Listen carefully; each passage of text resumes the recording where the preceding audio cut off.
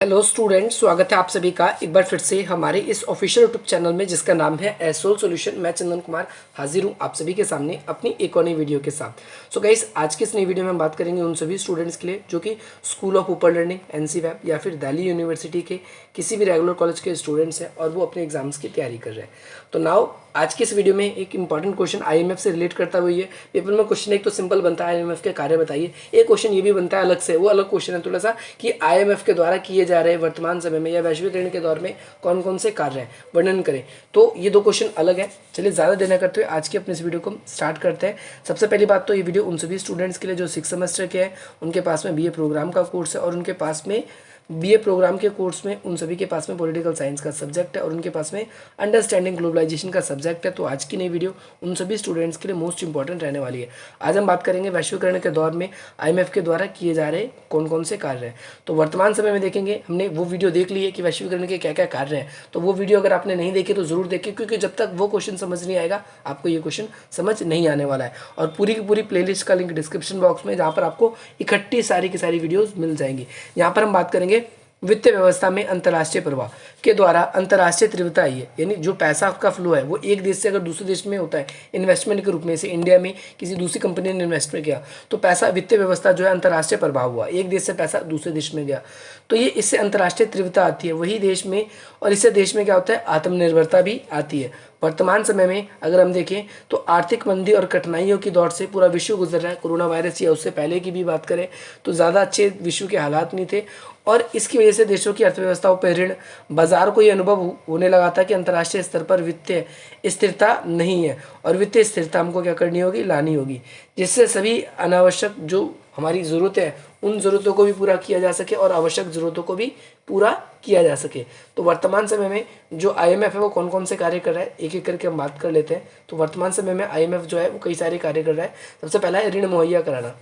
IMF ने क्या किया है, ऋण देने की व्यवस्था से अपने सहयोगी, जो भी सहयोगी देश है उन्हें मजबूत बनाने का कोशिश कर रहा है। और IMF अल्प अवधि के लिए, अल्प अवधि का मतलब होता है कम समय के लिए, और तरलता की सुविधा देता है। तरलता का मतलब है आसान सुविधा देता है, जिसके माध्यम से आर्थिक जो मंदी है उससे देशों को बाहर निकलने में, देशों का विकास करने में और साथ साथ देशों को और प्रगतिशील बनने में हेल्प करता है। सेकेंड चीज़ है, उन देशों को भी सहायता प्रदान करने की कोशिश करता है जो ईंधन या फिर खाद्य से प्रभावित है, यानी जिनके पास में रिसोर्सेज नहीं है और फूड नहीं है, तो ऐसे देशों में भी ये फूड पहुंचाने का कार्य करता है। ऐसे देशों की अर्थव्यवस्थाओं में को हेल्प करने का, सपोर्ट करने का कार्य करता है। सेकेंड पॉइंट के बारे में बात करेंगे कि वैश्विक और क्षेत्रीय राष्ट्रीय अर्थव्यवस्था पर नियंत्रण मजबूत करता है। वैश्विक और क्षेत्रीय राष्ट्रीय मतलब विश्व स्तर पर अगर हम देखें या क्षेत्रीय स्तर पर, IMF ने अपनी आर्थिक सुविधा के लिए क्या कर रखा है, माइक्रो इकोनॉमिक पॉलिसी तैयार की है। माइक्रो इकोनॉमिक पॉलिसी का मतलब यह है कि वो छोटी छोटी पॉलिसीज़ क्या करता है, देशों को देता है और इन छोटी छोटी पॉलिसीज से लेकिन बहुत ज़्यादा लाभ होता है। इसीलिए कई सारे विकास के जो कदम हैं वो इसके द्वारा, IMF के द्वारा देशों के लिए किए जा रहे हैं। इसमें अंतर्राष्ट्रीय स्तर पर अगर हम देखें तो जो स्थिति है देशों की, उनकी स्थिति का अंदाज़ा लगाया जाता है और अंतर्राष्ट्रीय वित्तीय व्यवस्था को एक दूसरे से क्या करता है, कनेक्ट करने का या जोड़ने का कार्य करता है। होपफुली आप सभी को ये समझ में आ गया होगा। नेक्स्ट पॉइंट आप सभी के लिए, वैश्विक आर्थिक संतुलन में सहायता करना।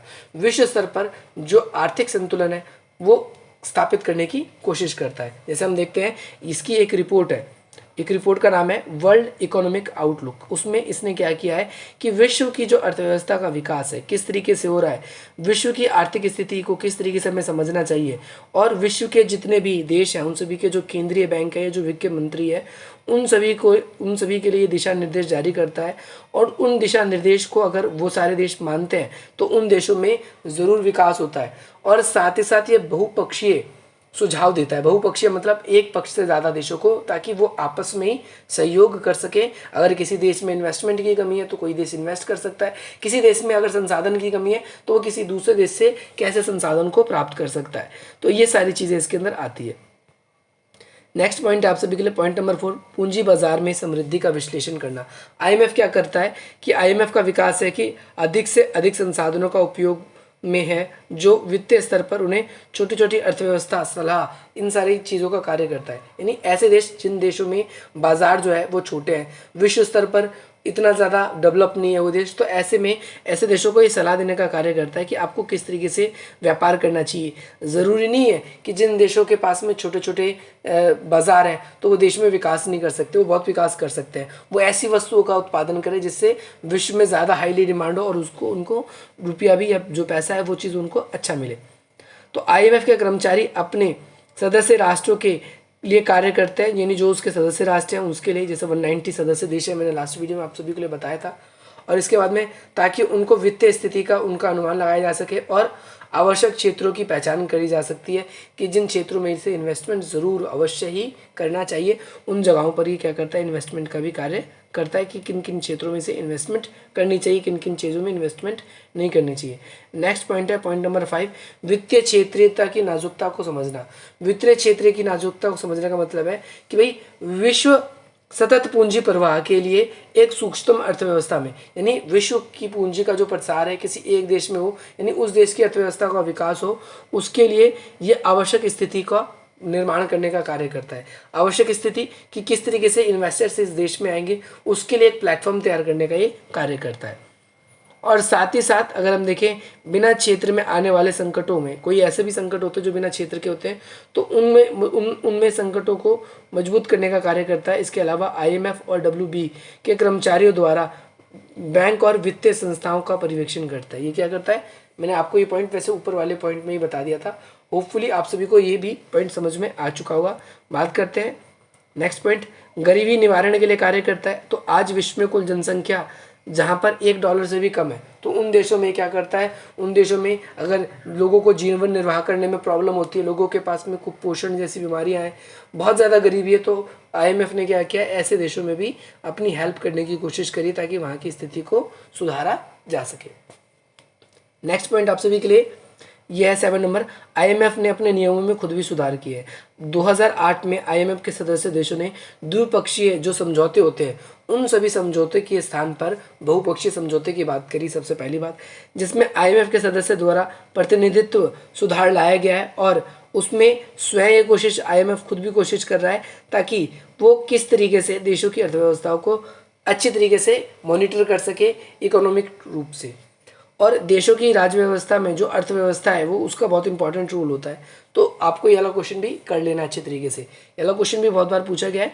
अब अगला क्वेश्चन है IMF की संरचना, लेकिन ये बाद में करना अगर आप लोगों से हो जाता है तो, लेकिन पहले आप ये वाला क्वेश्चन IMF के कार्य वाला पक्का क्वेश्चन कर लो क्योंकि वो एग्जाम के प्रोस्पेक्टिव में बहुत इंपॉर्टेंट है। आपकी स्क्रीन पर ये नंबर शो हो रहा है, अगर आप लोग हमसे कनेक्ट होना चाहते हैं तो इन नंबर्स के थ्रू कनेक्ट हो सकते हैं। इसके अलावा डिस्क्रिप्शन बॉक्स में प्लेलिस्ट का लिंक है और भी वेरियस लिंक है, आप उस लिंक्स के थ्रू आप हमसे जुड़ सकते हैं, हमारे चैनल को सब्सक्राइब कर सकते हैं। मिलते हैं आप सभी से अपनी अगली वीडियो में। जय हिंद, जय भारत।